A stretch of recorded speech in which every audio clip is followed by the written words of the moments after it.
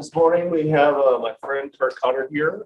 Kurt's in charge of our local and area Young Life, in charge of Young Life in Marble Falls, but also in the surrounding areas and over those too. So please help me welcome Kurt Cotter. All right. Well, pleasure to be with you guys. Like you said, my name's Kurt. I have been with Young Life here in Marble Falls, Highland Lakes area for, I guess, 11 years now, and have really enjoyed what I get to do. I'll tell you, Taylor Smith invited me, and so if you have any issues afterwards, take it up with him, anything you have to say. And he also said I had about 10 to 15 minutes to share with you guys, but I grew up Baptist, so get comfortable. I'm just kidding.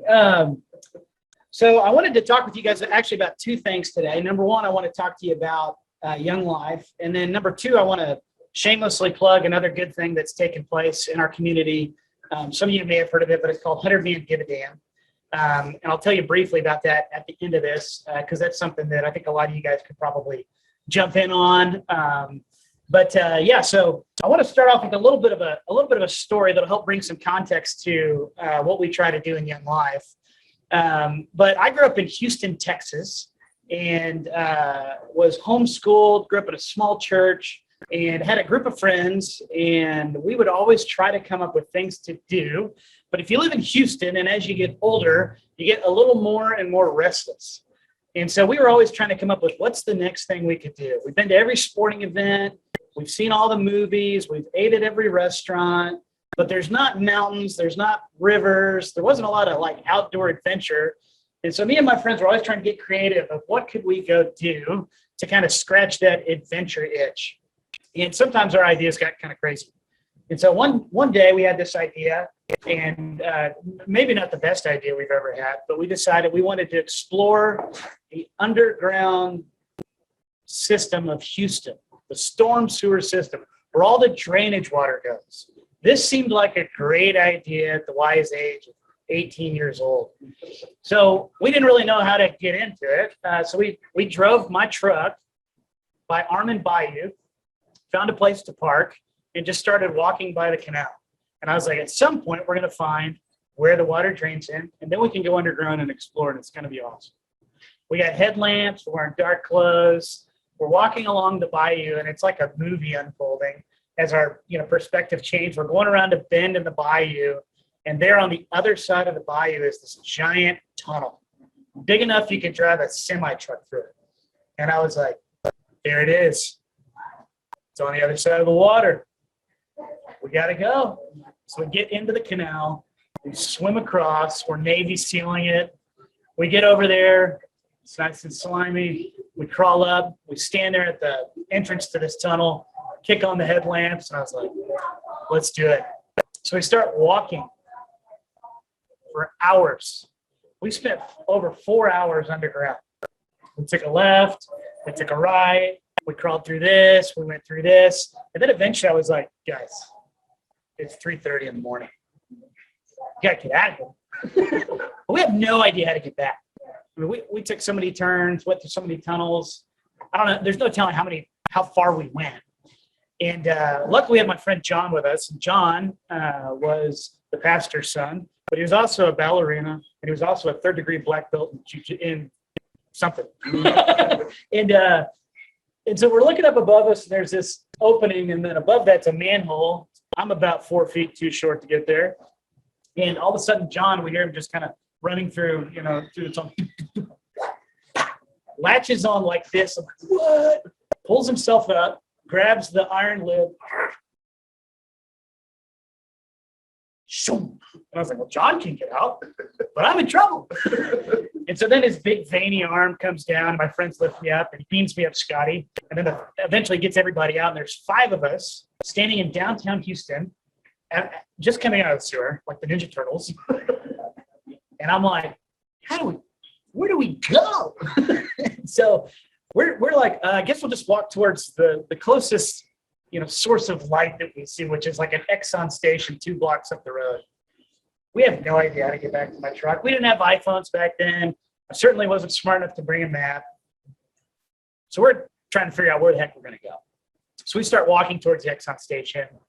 And as we get pretty close to the Exxon station, this man comes out of nowhere. It's like, "What are you boys doing?" I was like, "Good gravy. It's 4 a.m. I was like, "Hey man, we're lost." He's like, "You all in a band or something?" I was like, "A band?" He goes, "Yeah, you're all wearing dark clothes. You look kind of wet." I was like, "No, we're not in a band. We actually just crawled out of the storm sewers." And he goes, "Yeah, I've done that before." And I was like, "Who's this man?" He was a homeless guy. And I said, "Hey, we parked my truck over by a little Methodist church near Arm and Bayou." And I was like, "Do you think you can help us get back to the truck? I've got a wet $10 bill I'll give you." And the dude just starts staring off into space. He's like, yeah, I can get you there."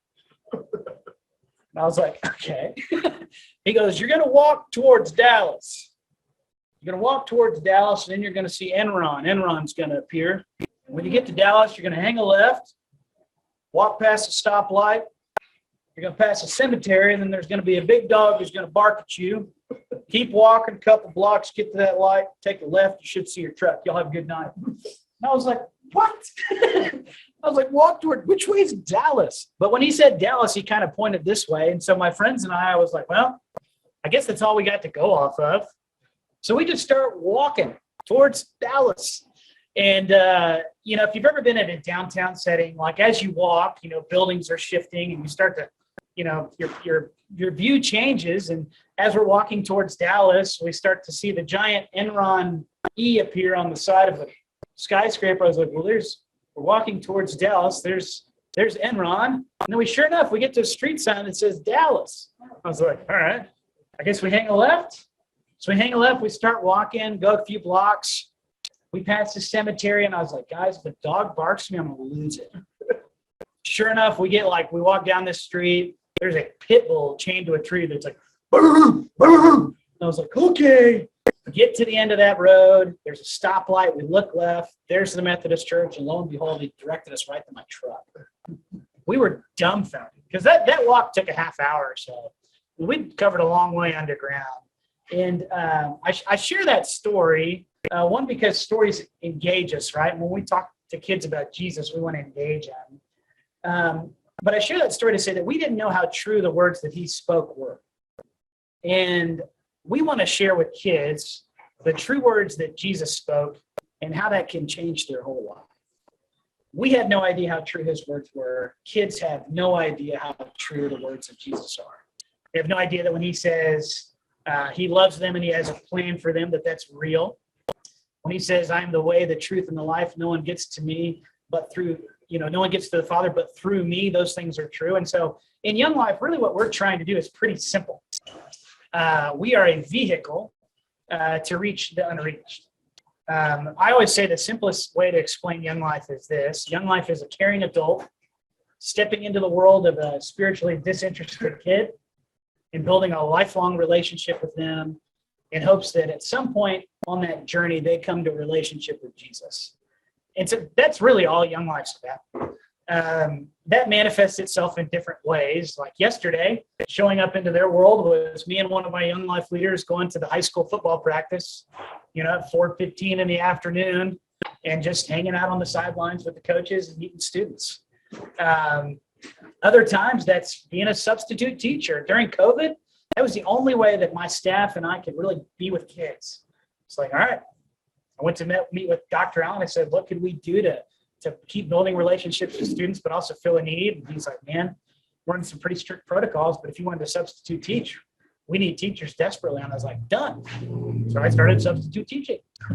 But really all we try to do is we show up in the lives of kids, we build relationships with them, and then we share the gospel with them. There's not a lot more to it than that. We have programs that we do, and those are tools, right? Like we do Monday night Young Life Club. We meet at kind of a neutral location where any kid could walk in and feel welcome. But a Young Life Club is an environment that a kid could come to, sing some songs that they know, have a whole lot of fun, laugh, build relationships, and at the end of the night, they get to hear about Jesus. We have a thing called Campaigners, which is a weekly Bible study. We do that at different kids' homes and small groups. It is a small group discussion around an open Bible with a Young Life leader. We take kids to camp in the summer, and I will tell you that Young Life camps are second to none. They're the best in the business. Young Life camps are 5-star resorts with kids in mind. We just got a property in Texas in Vanderpool, a beautiful camp called Lone Hollow Ranch. It's 3,000 acres, can sleep 600 kids. A really neat story how all that came to transpire, but what that's done for us is it's allowed us to take kids to weekend camps during the school year, which is pretty awesome. We also are able to take kids there in the summer for a lot less expense than it was going to Colorado, Georgia, North Carolina, other places that we've been. Since starting Young Life here in Marble Falls, one of our big prayers was, hey, let's grow the ministry, right? We don't want to stay just here. We want to reach the surrounding small towns. And so we've started Burnett, Texas. So we have a full-time director out there. His name's Brandon Edwards. His wife, Morgan, serves alongside him. We started Young Life in Lampasas. We've started Young Life in Llano Kingsland. We've started Young Life in Johnson City and Mason. So we've really reached the surrounding small towns. And I'm happy to tell you that in the last 10 years, we've been able to put staff in each one of those places to where kids are being reached in all those towns. If you didn't know this, Young Life actually started in Texas in 1941, and it has grown across the globe. There's over 6,000 people on full-time staff. It's in over 100 countries. I always tell people, I was like, really good things start really small. And so a guy named Jim Rayburn years ago had a vision, and it's just exploded ever since. But that is essentially what we do. We have 5 staff in the Highland Lakes. So I'm the area director. I have Brandon, who serves as the director for Burnett. His wife, Morgan, is coming on part-time staff. We have a girl named Brooke Ray and another guy named Sandy Flores. Both of them are former students, one from Burnett High School, one from Marble Falls High School, that have gone through college, both got married, and now they're on staff with us, reaching kids that they used to go to school with years ago. So I call that full circle ministry. It's really fun to see that come to fruition. But that's what we do in town. We just show up in the lives of kids and try to be an influence in their life and help them know that their life has meaning and purpose, and give them some stuff to live out. I said I wanted to tell you a little bit about 100 Man. So one of the guys that's on our board, his name's Clay Cobble, had this idea that he wanted to start a 100-man ministry, well, a 100-man organization, I guess you could call it, here in the Highland Lakes. Are you saying 100 man? Yes, 100 Man. Yeah, and there's actually when he started it a few years ago, there's some ladies that started something called 100 Chicks for Charity. So it's the exact same thing that we do. But basically, what he said is, in Midland, I was part of this deal where we try to get 100 guys together, and we all made a commitment to meet 4 times a year. And each time we meet, we're going to write a $100 check to some organization.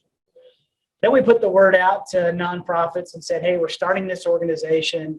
It's the easiest thing I've ever been a part of, honestly. We put the word out to nonprofits and say, hey, we're starting this deal. 4 times a year, we're going to meet. We're going to have 3 people speak at each one, and we're going to pick one winner every night. So this is what 100 Man meeting looks like. You show up, we meet at Save the World Brewery.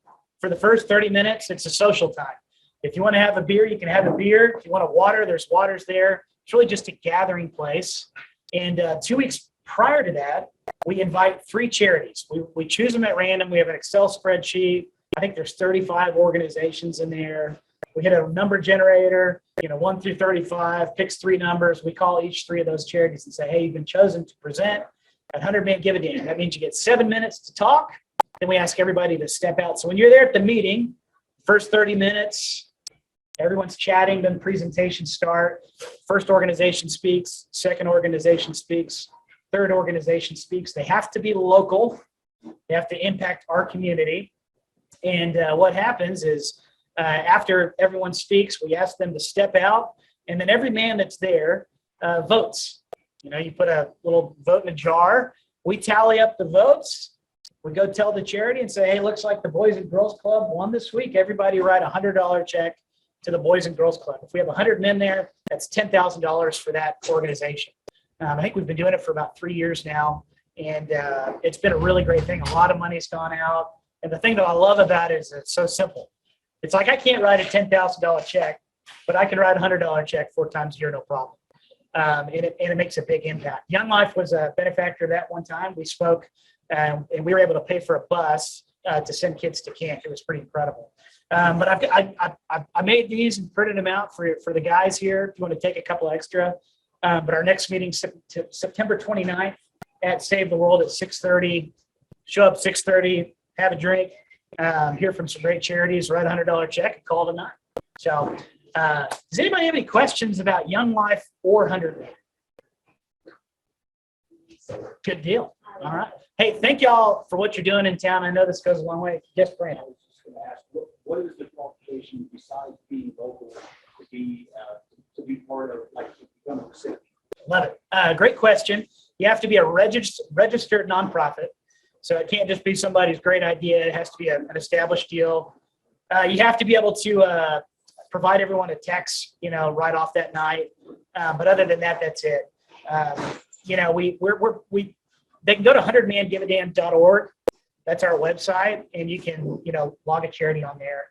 There's a little bit of a vetting process. Like if we realize, like, man, there's not a staff person here, then we usually won't approve it. But if there's like a local representation that benefits the community and it's nothing crazy, then yeah, we'll more than likely we'll approve it. So yeah. Yeah. So well, good deal. Well, hey, thank y'all. I know you guys do a lot of stuff behind the scenes for the community. Thanks for letting me be here, and excited to do it. So much space at the same